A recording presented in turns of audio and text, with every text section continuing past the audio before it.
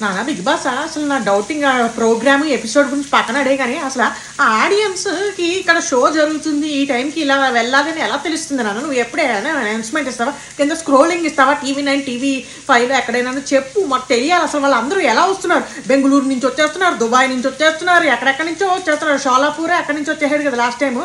ఎక్కడి నుంచి నాన్న, ఎక్కడి నుంచో ఎలా తెలుసుకుంటున్నారు ఈ ఆడియన్స్ అనేది నాకు తెలియాలి, తెలిసి తీరాలి. అంతే, మాకు తెలియకుండా నువ్వు ఎలా మేనేజ్ చేస్తున్నావు అంటే నాకు తెలిసిన వాళ్ళు ఎవరు రాలేదు ఇప్పటికి వచ్చి అంటే ఆ జనాలందరికీ ఎలా కబురు పంపుతున్నావు ఏమిటి?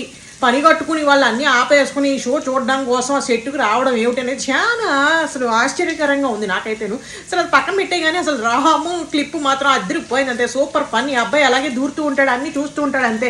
అరుగు మీద కూర్చుని మనకి ఊర్లలో ఆ అరుగు మీద కూర్చుని చక్కగా కబుర్లు చెప్పుకుంటూ అమలక్కలు చెప్పే గొడవలు ఇవన్నీ వినుకుంటూ కూర్చుని చూస్తుంటారు చూడు, అప్పచ్చులన్నీ తింటూ ఆ టైప్లో ఉంటాడు ఆ పిల్లాడు మాత్రం. చక్కగా అన్ని గొడవలన్నీ చూసుకుంటా ఫన్నీగా ఉంది ఆ క్లిప్ మాత్రం.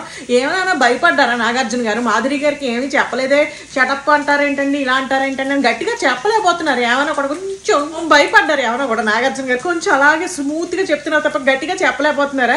ఏమైనా కూడా పాపం పిల్లాడిని అడిలిపోయేలా చేసేసారుగా, డేమన్ పవన్ ని అడిలిపోయాడు అంతే. బాగానే మన నాగార్జున గారు నీల్ డౌన్ చేసి మరి రీతు చౌదరికి క్షమాపణ, ఆడియన్స్ కి క్షమాపణ, అది ఎలాగో డ్రామా అని అర్థమైపోయిందిలే. నేను అలా చూస్తున్నా సర్లే, ఓ ఎవరికి తెలీదు, ఆ డోర్లు మళ్ళీ వేసేస్తారు లోపల నుంచి.